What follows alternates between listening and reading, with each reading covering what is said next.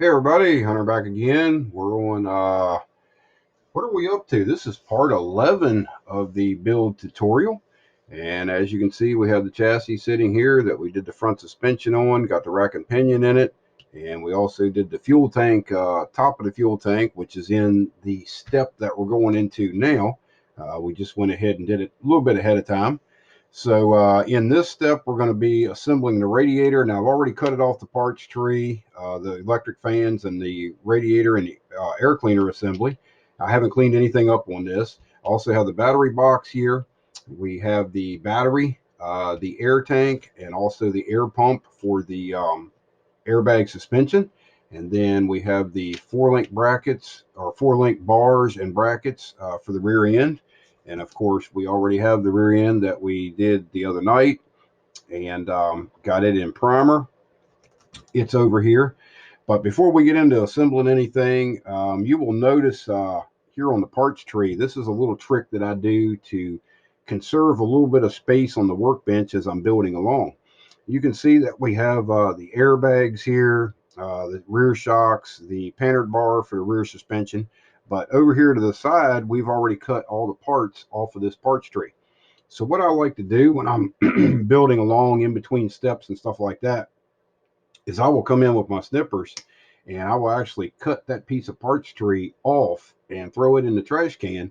So now we've taken something that was this size on the workbench and condensed it down to that square right there.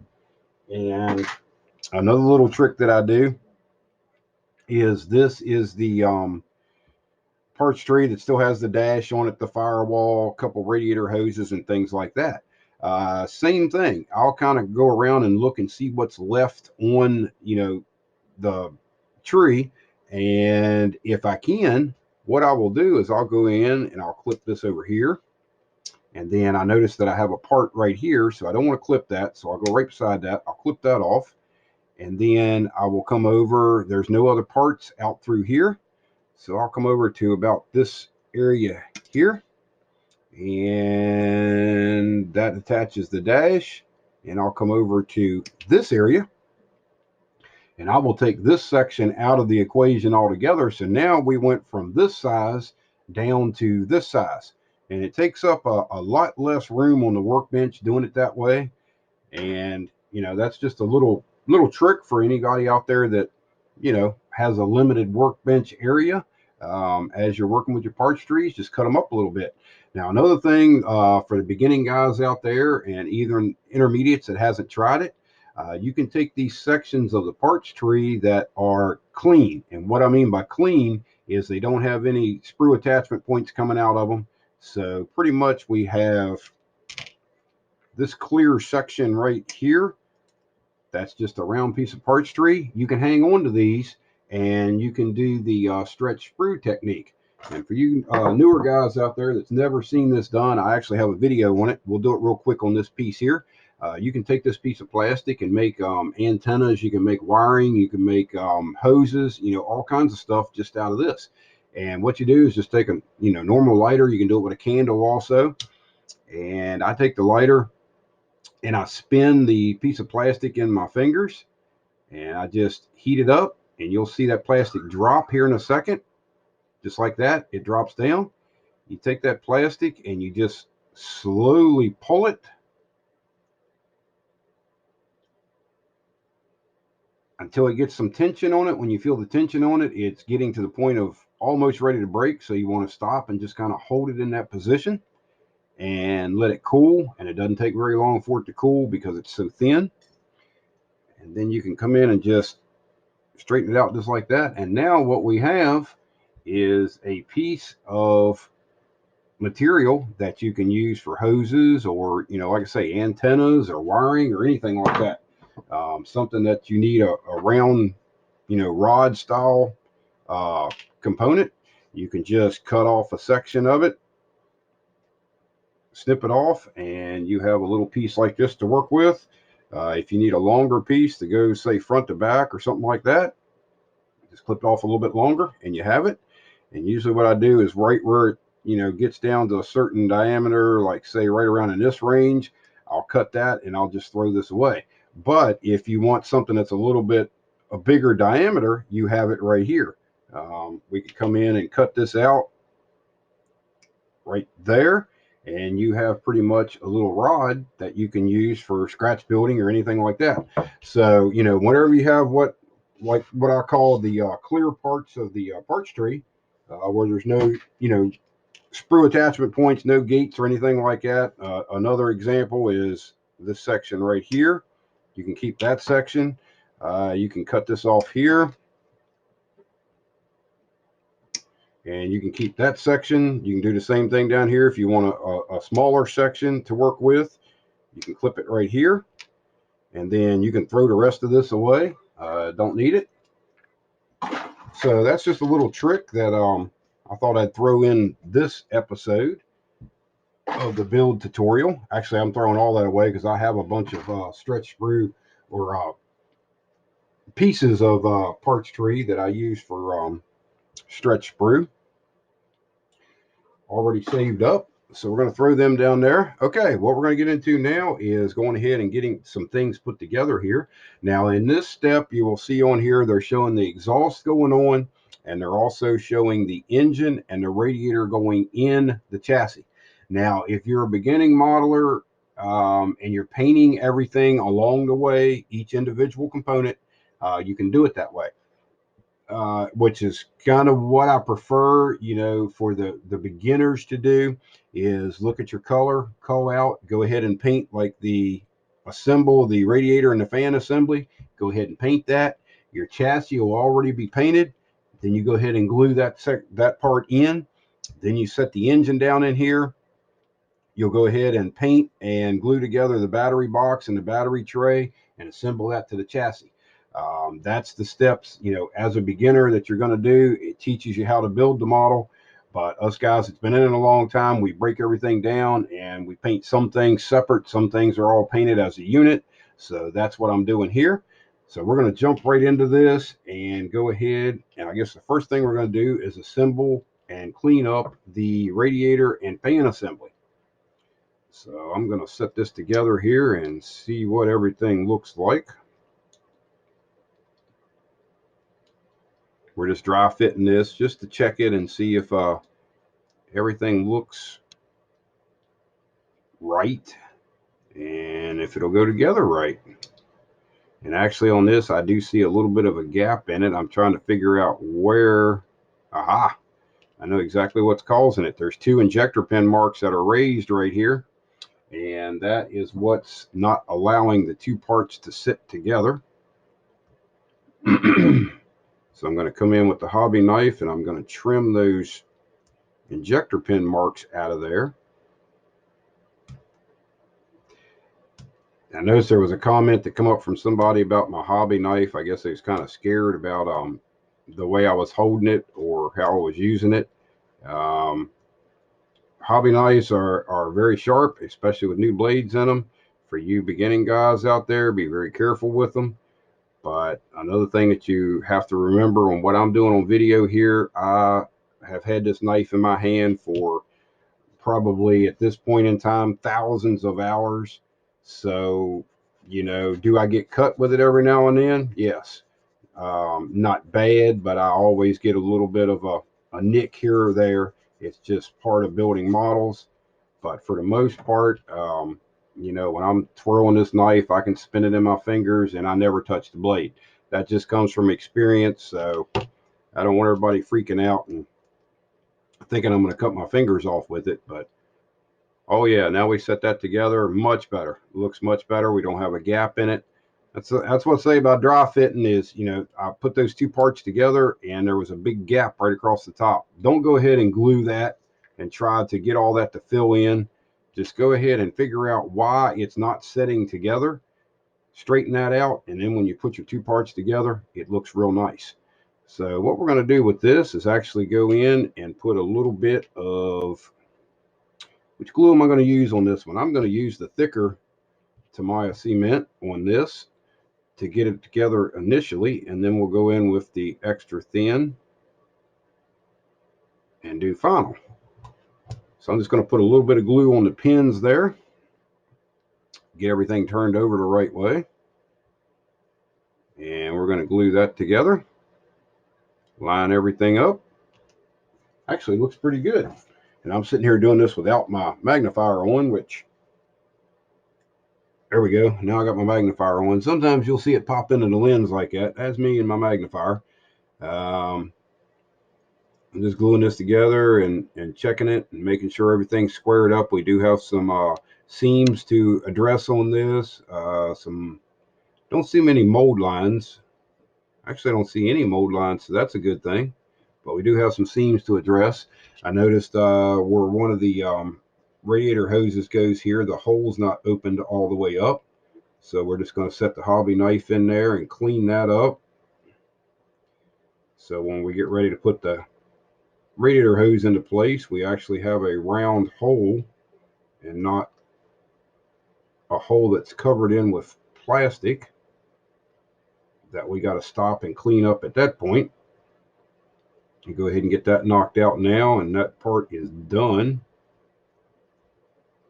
Now I'm cleaning up some sprue attachment points. And actually on this radiator assembly, when I put the fans on, I was going to run a bead of the extra thin on the outside. I don't really need it. It bonded real well, looks pretty good, and it's a fairly simple seam to clean up. So we're going to go with it. And in this case, I'm going to go ahead and just scrape some of the seam down just to initially get it the way we want it. Now, another thing with what we're doing here is, and this is another thing that comes with experience, but you newer guys out there, if you're going to clean up these seams and stuff like this, go ahead and glue your parts together and let them dry. Set them over to the side and let those parts dry before you start coming in and doing any work as far as cleaning up the seams. And that way you don't take a chance on, scraping on this side, getting it look real good, flipping it over, and you happen to slide the parts because they're not totally, dry yet. And then you've done screwed up what you've done on this side. So that's just something to remember also. And we're not going to clean everything up on this because this is actually not going to get glued in the chassis yet. This gets painted separate. We're going to do some detail work to it that I'll probably go ahead and do the spraying. That'll be on camera because Sandy did come back from store. She brought me a new Logitech camera that we're going to set up at the spray booth. So we'll be able to record a lot of this spraying on this particular build series on camera. So that hopefully everybody will enjoy that. So that's basically what it is for that. We're just going to set that to the side now. We've got it cleaned up as far as we can until the glue dries. So next up, looking at the instructions, like I say, they want you to put the engine in now. I can't do that yet because the chassis has to be painted, but that would be the next step, is to put the engine in, and then they want you to put the exhaust on. And I'm going to do some heat staining and some realism on the exhaust. We'll do that on camera, and that'll be something that gets slid in a little bit later. So we're going to go ahead and get the battery box here that attaches to, I think this goes to the cross member. Yep, that goes to one of the rear cross members. And I'm going to take my sanding stick and I'm going to clean up all the sides of it to make sure everything is, nice and straight. This is not real critical because it is buried up underneath of the car and you can't see it unless you pick the model up. But I'm just showing you the steps as far as the cleanup on it.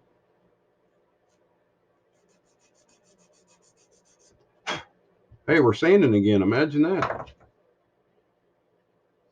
And I bet you guys thought we wasn't going to sand anymore. Huh.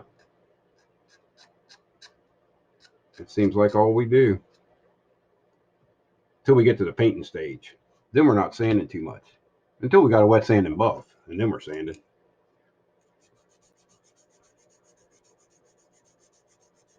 Okay, I'm going to go ahead and clean up the top of this a little bit.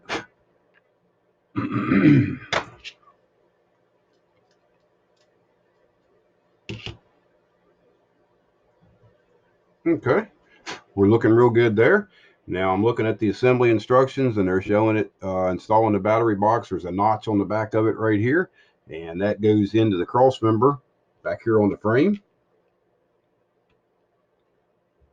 Sets in just like that. And if you notice, a lot of parts I've been putting into place, there's no glue on that, and it's basically hanging in free air. But I've cleaned it up, and I test fit it to see if everything is gonna fit into place right. And when you can get a part to set into place like that with no glue on it, you're getting real close, if not right on the money, of having a well-fitting part.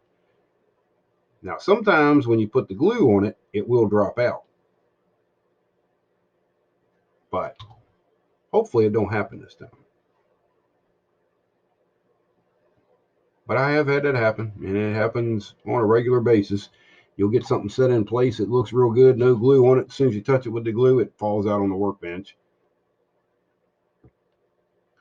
So we're just going to get that in. We're going to square it up, make sure it looks good with everything.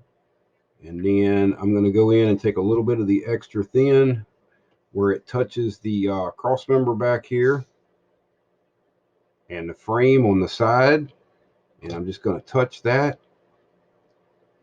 So we got a good bond on that. And if you set this all the way down at this point in time, it's actually pushing up on the battery box. So a lot of times what I'll do is just grab something like this pin vise, and you can set the frame on it like that, and it lets everything dry up without putting any pressure on it. So that's that part. Another part that they have to go with that is the battery itself. And of course, once you clean all this up, you're never going to see it. If you want to detail the battery to get some practice or whatever, and maybe do a wash on top of it, this is a good type of model to do that. You can practice painting the battery ends, which are actually molded very nice, and they got the simulated cables, battery cables running down the side of it here. This would be a good time to practice some of those techniques, because this is in an area where, like I say, you can't see it. So, but what I'm going to do is I'm just going to stick the battery. I'm going to go ahead and glue the battery in as is. And we're just going to paint. When I paint the chassis, all this will be the same color. And then we may come on the front and do a little bit of detail painting on the very front edge of the battery. We'll see. Because like I say, you're not going to see this on the finished model. So whichever way you want to do it. I don't really think there's a right or a wrong way to do it. And there is a notch in the battery and a notch in the battery tray. So I'm just going to take a little bit of extra thin and set back here in the back of the battery box around that notch. And then we're going to slide the battery down into place. And hopefully not knock everything out of here.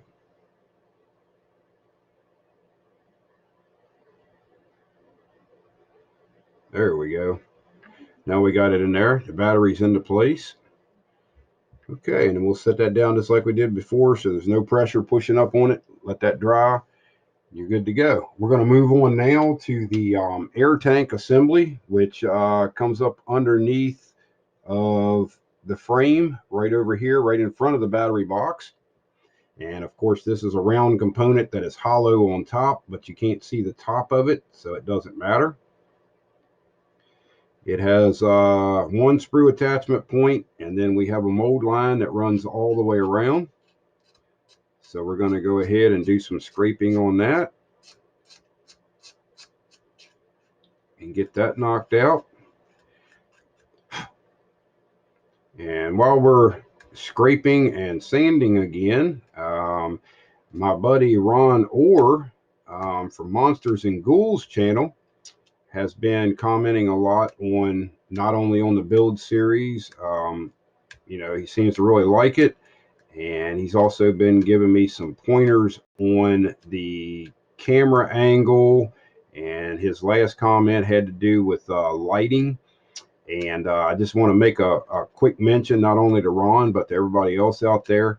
I have, we're in the middle of the hobby room remodel now, The light assembly that is up here shining down on my workbench is a 4 foot long LED assembly, brand new, very bright, and it lights up my workbench very well. Now, I think Ron made mention that the video kind of looks a little dark. Where I'm working, this light is extremely bright. I think what's happening is the camera is light sensing, and it's kind of toning it down so it can stay focused.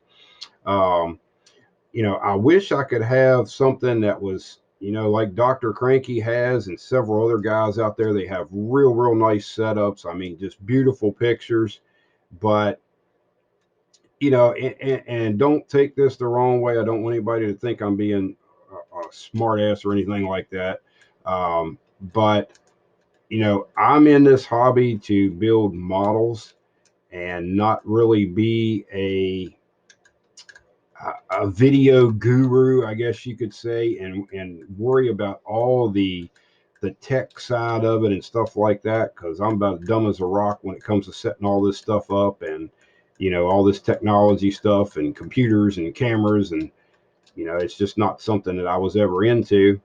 But like I say, I did get Sandy to go out and pick us up another camera for the spray booth area. It's a inexpensive camera, just like the one that's filming this video right now. It's about a $60 camera. It's nothing special, and that's what I've got to work with. As far as the lighting and stuff, the lighting that's in the hobby room now for me working is very nice, much better than what I had before. What I had before was actually too bright, and we've changed that. But if the videos are not quite, you know, perfect for everybody, this is about as good as it's going to get. I may do some tweaking here and there as time goes along, but for right now, where my light is over top of the workbench, I have a cabinet over my workbench, which is right up in this area. And when we do the walkthrough on the hobby room, I'll show everybody the whole setup. But I have a cabinet, and then I have a light mounted right underneath a cabinet that lights up my workbench. And then Sandy has the same thing on her side, which is a mirror image of this side. Just it's on the left and mine's on the right. And then I have a 4 foot LED assembly on the ceiling itself that lights up behind my chair here. And then we're going to have a 4 foot assembly, LED assembly in the spray booth area where we had fluorescent bulbs in there before. So, that's what I've got to work with. I've upgraded a little bit, but, I'm not going to put a whole bunch into the camera and video side of it because my main concern is building models, and doing these videos and stuff for people is nice, and I enjoy getting the information excuse me, the information out there, but I'm not going to spend a fortune to make videos. um, and I'm not saying that to be, negative or, whatever. I mean, this has nothing to do with negativity. It's just, my priorities are building models. Like I say, I have upgraded and made things a little bit better as far as the video and stuff like that, because that is something that bugged me. But what you see now is pretty much about as good as it's going to get, um, for now. It may be something that we address a little bit more later on and make a little bit better. But until then, I need to get the hobby room finished up and get used to my new setup in here and all that happy stuff. So that's all I've got on that. Ron, thanks for all the comments that you came up with and the ideas and stuff like that. I did see your picture you sent me on Messenger on the light setup and the camera setup. That's pretty cool. My camera setup is a little bit different than that, but we'll show that on the walkthrough when we do the hobby room remodel walkthrough. So, okay, back to building the model. I have cleaned up the air tank for the air suspension, and I've got it installed, and underneath, that's what it looks like with the battery box. And on top, of course, it's hollowed out, which is something that I don't like on a model, but On this particular model, you're not going to see it because it's up against the floor pan. So the next thing that we need to clean up as far as this stage is the pump itself. This is the air pump for the air suspension. And of course, we're back to scraping and sanding again on the mold lines. And that's what I was saying in another video. I didn't want to, make anybody mad about not doing all the steps on camera. But as you can see, we're doing the exact same thing on just about every part that we cut off the parts tree.